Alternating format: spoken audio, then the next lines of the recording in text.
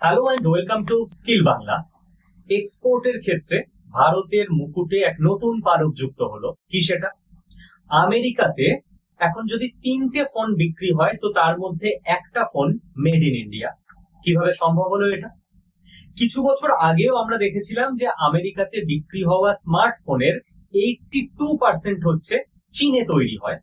এবার যে ফোনগুলো আমেরিকাতে বিক্রি হয় সেগুলো কিন্তু চাইনিজ কোম্পানির নয়, আমেরিকান কোম্পানিরই মূলত, কিন্তু সেগুলো তৈরি হতো চীনে। কিন্তু চীনের মার্কেটের ওপর, অর্থাৎ চীনের ওয়ার্ক ফোর্সের ওপর, চীনের গভর্নমেন্টের ওপর, চীনের যে কান্ট্রির পলিসি তার ওপর বিভিন্ন যে স্মার্টফোন সংস্থা তাদের আস্থা হারিয়ে যাওয়ার ফলে তারা কিন্তু ক্রমশ নিজেদের ম্যানুফ্যাকচারিং হাব সরিয়ে নিতে শুরু করে ইন্ডিয়াতে।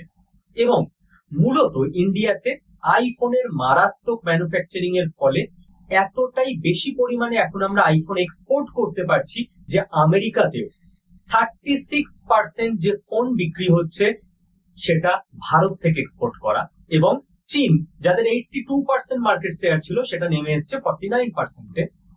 এবার এখানে সমস্যার ব্যাপার হচ্ছে একটা, সেটা হচ্ছে যে এই সমস্ত কিছু খুবই ভালো ব্যাপার হয়েছে, ইন্ডিয়ার ইনকাম বাড়ছে, ইন্ডিয়াতে ওয়ার্ক ফোর্স তৈরি হচ্ছে, এমপ্লয়মেন্ট জেনারেট হচ্ছে, কিন্তু আমাদের এবার এমন কোম্পানি দরকার যারা ভারতীয় কোম্পানি হবে এবং সারা পৃথিবীতে ভারতীয় কোম্পানির মেড ইন ইন্ডিয়া ফোন যেতে হবে।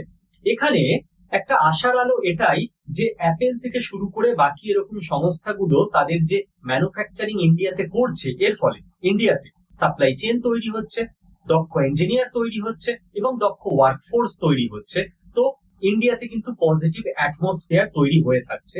আর একটা ইনফরমেশন এই সূত্রে বলে রাখি যে ডোনাল্ড ট্রাম্প কিন্তু খুব করে চাইছেন যে অ্যাপেল ইন্ডিয়াতে নিজেদের ম্যানুফ্যাকচারিং বন্ধ করে দিক বা কমিয়ে দিক, এবং অ্যাপেলকে ধমকি দিয়ে রেখেছেন যে আমেরিকায় যদি ম্যানুফ্যাকচারিং অ্যাপেল না বাড়ায়, ইন্ডিয়াতে কমিয়ে, তো 25% ট্যারিফ লাগিয়ে দেবে ডোনাল্ড ট্রাম্প অ্যাপেলের ওপর।